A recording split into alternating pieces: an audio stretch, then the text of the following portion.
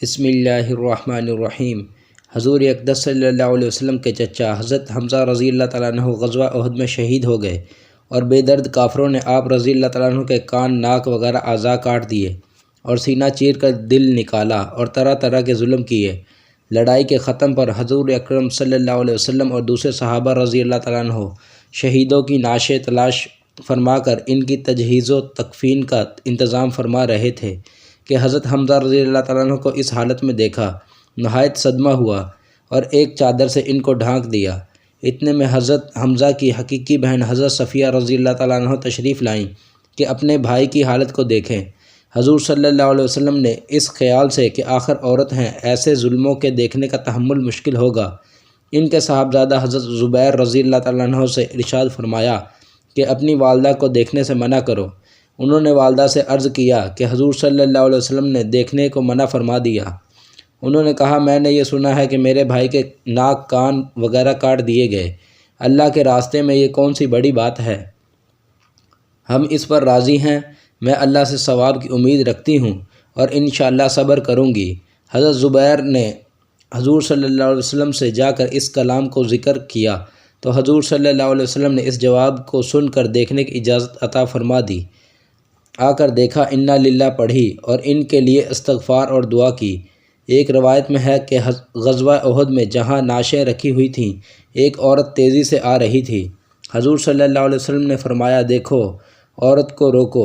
حضرت زبیر رضی اللہ تعالیٰ عنہ کہتے ہیں کہ میں نے پہچان لیا کہ میری والدہ ہیں۔ میں جلدی سے روکنے کے لیے بڑھا مگر وہ قوی تھیں۔ ایک گھونسا میرے مارا اور کہا، پرے ہٹ۔ میں نے کہا کہ حضور صلی اللہ علیہ وسلم نے منع فرمایا ہے، تو فوراً کھڑی ہو گئیں۔ اس کے بعد 2 کپڑے نکالے اور فرمایا کہ میں اپنے بھائی کے کفن کے لیے لائی تھی کہ میں ان کے انتقال کی خبر سن چکی تھی۔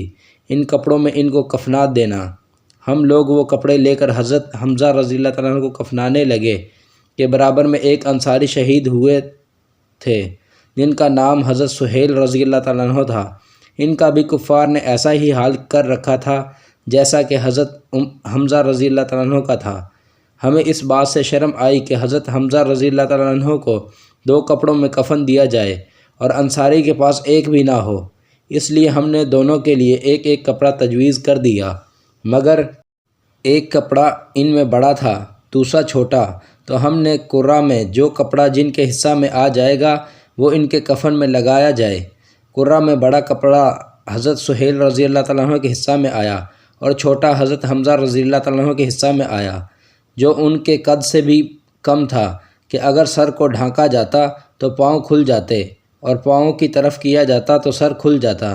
حضور صلی اللہ علیہ وسلم نے ارشاد فرمایا کہ سر کو کپڑے سے ڈھانک دو اور پاؤں پر پتے وغیرہ ڈال دو۔